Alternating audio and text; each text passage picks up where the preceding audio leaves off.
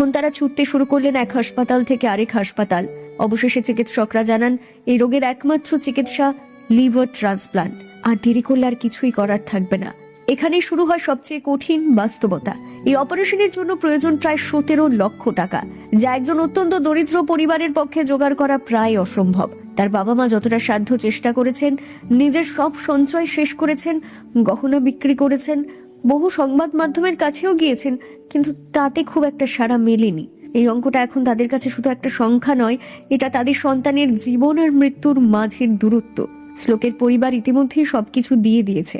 তাদের সঞ্চয় শেষ হয়ে গেছে, যতটুকু ছিল সব খরচ করে ফেলেছে চিকিৎসার জন্য।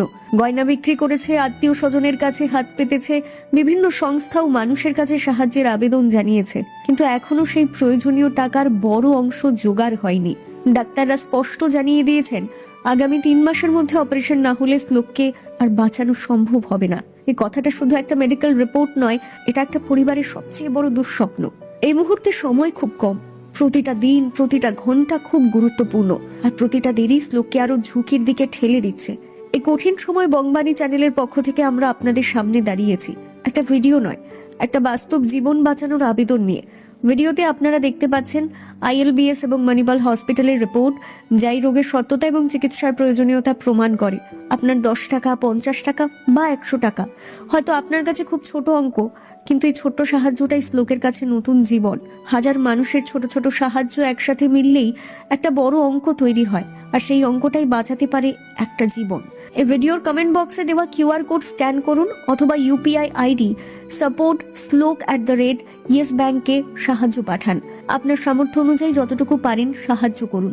আর যদি সাহায্য করতে না পারেন, অন্তত ভিডিওটা শেয়ার করুন, কারণ আপনার একটা শেয়ার পৌঁছে দিতে পারে সেই মানুষটার কাছে যে শ্লোকের জীবন বাঁচাতে পারবে। আজ একটা মা বাবা আপনার দিকে চেয়ে আছেন, তাদের 6 মাসের সন্তানের জন্য শেষ পর্যন্ত লড়াই করছেন।